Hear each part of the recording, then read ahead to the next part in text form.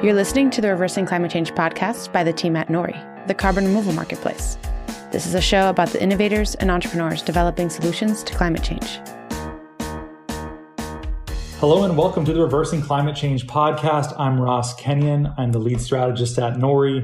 Today I have with me Peter Brannen, joining the show once again, RCC alumnus. Peter is a science writer who writes for The Atlantic and other publications and is the author of The Ends of the World, Volcanic Apocalypses, Lethal Oceans, in Our Quest to Understand Earth's Past Mass Extinctions. Great book, one of my favorite geology books that I've read. I'm actually due for another read-through of it, Peter. How often do people tell you that they're going to read your book twice? Does that make you smile? Yeah, I've heard that a couple of times, and it's great that people are getting as much out of it as it seems like they are.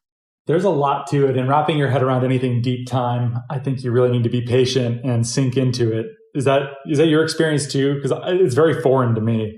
Yeah, it's sort of like this entire landscape of history that is infinitely longer than human history that is, I think, not plumbed as much as it could be by sort of the popular press, because so much incredible stuff has happened on the planet. And I think part of the hurdle to that is that a lot of it is hidden away in academic papers written in the language of geology. So it's hard to sort of crack. But once you sort of understand what you're reading, there's just so much incredible stuff in the fossil record that it's fun to be able to write about it. Indeed. So if you are interested in this topic, you can go back and listen to Peter's first episode. There's a link to it in the show notes. But otherwise, you don't need to understand this episode. Today, we're talking about the Anthropocene or Anthropocene. I've heard both. Peter, I'm not sure what to do with that. I'm sure there's going to be partisans for each pronunciation, but we're just going to roll with it. You've written a couple articles, though, at The Atlantic about this concept. So we're going to dive into this because your mind has... well, maybe I shouldn't say it that way. You've been debating whether or not the Anthropocene is a useful concept for understanding our present moment, our geological moment. And then there's been some reactions against this too. But maybe the best place to start is, what in common understanding is the Anthropocene? What do people mean when they use it? Well, I think it's sort of escaped its geological confines, and there's now this colloquial use of the Anthropocene, which is basically like anything that humans do. And I've even heard people use terms like the capitalocene, referring to capitalism. And, as someone who writes a lot about geology, I just felt like some of the conversation had completely escaped the sort of stratigraphic basis, what sort of fossil record humans would actually leave behind, and was just sort of this catch-all term for human activity. And in that sense, I didn't really, I guess it's useful to have a word that encompasses all the ways that humans are changing the planet right now. But I thought it was also sort of an opportunity to sort of introduce people to how the fossil record works and sort of the scale of deep time. Because as I point out a lot in my first piece, I think some people have this idea that if you dig into the earth, there's a dinosaur layer and there's a woolly mammoth layer, and now there's going to be a human layer that's going to be just as substantial as those previous periods in Earth history. But from a deep time perspective, we have, being as generous as you can to human civilization, it basically doesn't exist from a geological perspective. The late Cretaceous, I use for example, was 46 million years long. That's an epoch. And there's, people who would argue that the Anthropocene is also an epoch, and it started in the Truman administration. So the timescales are just with nuclear energy and the nuclear bomb. Yeah. So there's you might see this layer with this weird spike in radioisotopes that marks when we started to use the Trinity test at the end of World War II. And that would sort of be this stratigraphic marker for the Anthropocene. I point out in the piece that a lot of those radioisotopes would decay, in deep geological time. So you wouldn't actually see that. And most of the geological record we have is from the ocean, not from land. So the best chances of seeing human impacts in the far future would be sediments at the bottom of the ocean. And, if you study past periods in Earth history, you can be in a canyon and just see, mile thick deposits that represent tens of millions of years, but represent one epoch. And at that scale, humans there might be an acidification event with the CO2 we're putting into the air, and you might get a little dissolved clay layer. But then, in a few tens of thousands to hundreds of thousands of years, you'd start getting normal carbonates again. But the Anthropocene would just be this little line in the rocks, which is really, unprecedented in Earth history to call weird lines in the rocks their own epochs. And I compare what we're doing now to these sort of convulsions in the Earth system deep in the geological past, of which there are a lot, when the Earth all on its own through volcanic activity and other, cataclysms injects tons and tons of CO2 into the air. It gets really warm. You get acidification. You get mass extinction. You get ocean anoxia. All the stuff that we're doing and threaten to do in the next few centuries. And a lot of these are mass extinctions, which I talk about in my book. But then, the Earth recovers because we're talking about geological time. So in a million years, things sort of start recovering, and then you get big layers of rocks again. But the weird little lines are considered events. They're not considered epochs all on their own. So I argue in the Atlantic piece that given that some of these events in Earth's history happen over hundreds of thousands of years and actually are more extreme than what we've done so far and aren't considered epochs, some happen in the middle of epochs, weirdly enough, that what we've done, although it's been really disruptive, and I'm not downplaying humans' effects environmentally, which have been basically a catastrophe, we have not earned a geological epoch yet. And to say that we're in a new epoch, I argue, is really optimistic because it implies that we're actually going to persist into geological time and figure out a way to live in balance with this planet enough that we could actually persist into something like geological time. But we haven't earned that yet. We just showed up, 200,000 to 300,000 years ago, and civilization's just a few millennia old. And given the way things are going right now, it's really wildly optimistic to think that we would, have last as long as the late Cretaceous, which was thousands of times longer than the existence of human beings. So that's basically the argument I put forward in the first essay I wrote. Yeah, there's so much there. Yeah, sorry. No, that's okay. We talked about this a lot. If you're interested in this topic, you should also listen to the David Grinspoon episode we've done. And David also gets a mention in your article, Peter. But let me read this back to you and you can tell me to what degree I'm correct or not. But the Anthropocene is posed as having begun when humans became a force capable of changing planetary systems on their own. So sometimes people attribute this to agriculture and large-scale land use changes and stuff like that. Others attribute it to internal combustion becoming a thing, or maybe even coal. And then also there is nuclear. That's another landmark event that people pose as the beginning of the Anthropocene. And this is some new time period in geological time. I don't know. I mean, because there's eras, there's epochs, and then there's events. Is that broadly how it? Event is sort of a casual. I don't think it's not really a. But that's the smallest, right? Yeah, but things aren't really divided into. Things are divided into epochs that are usually. So this is getting into the second piece, but the epochs are usually broken up by, or at least they can be broken up by, in the worst case scenario, mass extinctions. But usually there's some change in the stratigraphy between one epoch to another. Yeah, I'll just leave it there. There's so many rabbit holes you can go down. But anyways, like the biggest though is like they end in zoics, right? So like Cenozoic and Paleozoic, and those are like the longest. Right. And then epochs fit within those, and that's like Cretaceous, Jurassic, etc. And they're saying that like Jurassic or Cretaceous, we're having now a new one. It's called the Anthropocene, because we were in the Holocene, and that's also an epoch, right? Yeah. Although, well, there's also or the periods. Pleistocene. Should I back up one further? Well, there's periods which are bigger than epochs as well. So there's like the Cretaceous. I made a dog's breakfast of this whole thing, Peter.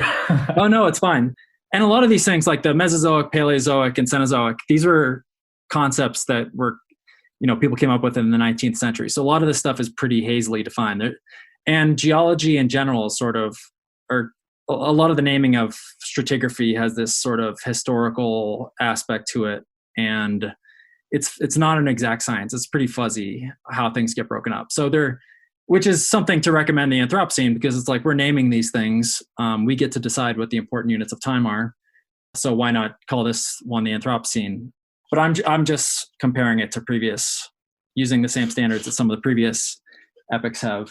But you just mentioned the Holocene, which, okay, so for about the last 3 million years, the planet has been in ice ages, which there's been something like 50 glaciations where we go in and out of these ice ages, and then we have these warm interglacial periods for 10,000 years where the ice retreats, and we're actually in one of these interglacial periods right now of the larger Pleistocene ice age.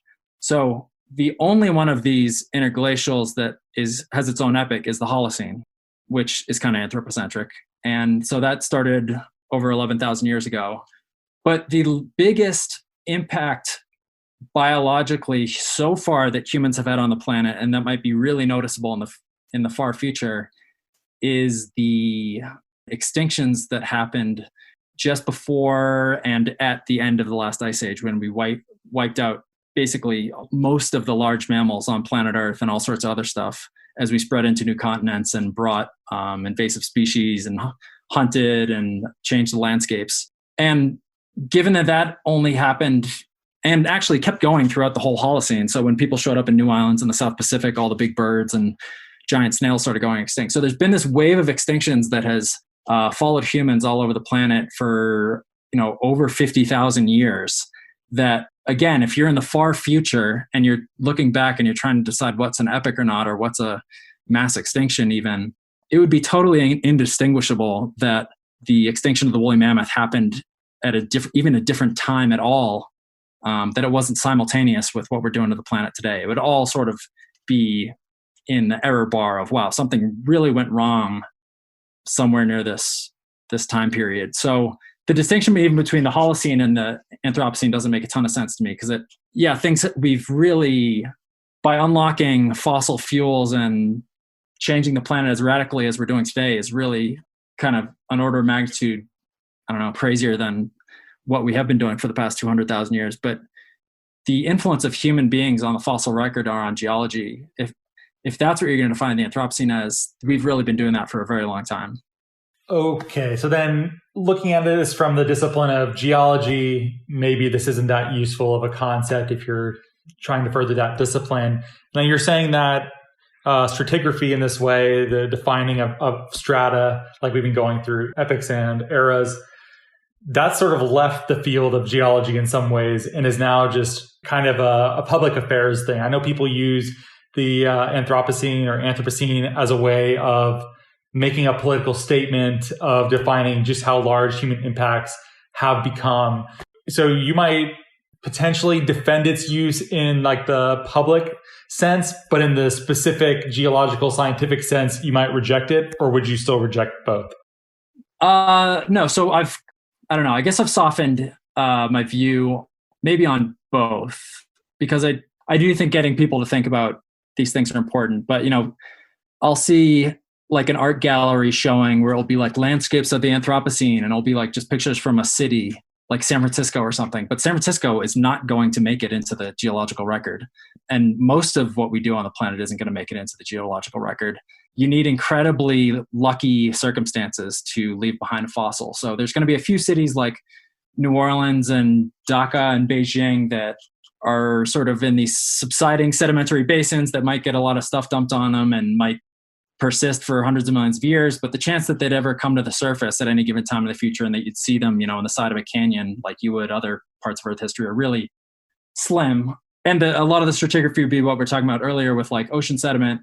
So it's important to get people to think about sort of these global environmental impacts we're having. But I have softened on the idea that of the geological stratigraphic basis to it too, because as I was saying before, some of these epochs and periods in Earth history are, the split between them is defined by a big mass extinction or a big crazy event. So in the first piece, I say how, you wouldn't say it's the asteroidocene when you're standing next to a T-Rex for the next hour and say, we're in this epoch that's just going to be an hour long, basically. But the asteroid actually did start the beginning of the Paleocene, which is a new epoch. So the moment the asteroid hits, you are in a new geological epoch. So in that sense, okay, we haven't left almost anything stratigraphically that's going to survive for that long. But humans have probably deflected the course of evolution irreparably in a new direction. Probably not as severely as it happens at the end of some of the other mass extinctions or other periods, but we've definitely changed things in a way that is enough to start a new epoch in other parts of Earth history. But I think what I think is strange is that, well, in that case, why are we calling it the Anthropocene if humans have civilization and they wipe themselves out in 1,000 years or even shorter than that, and then there's no humans anymore, but we forever deflected the course of evolution.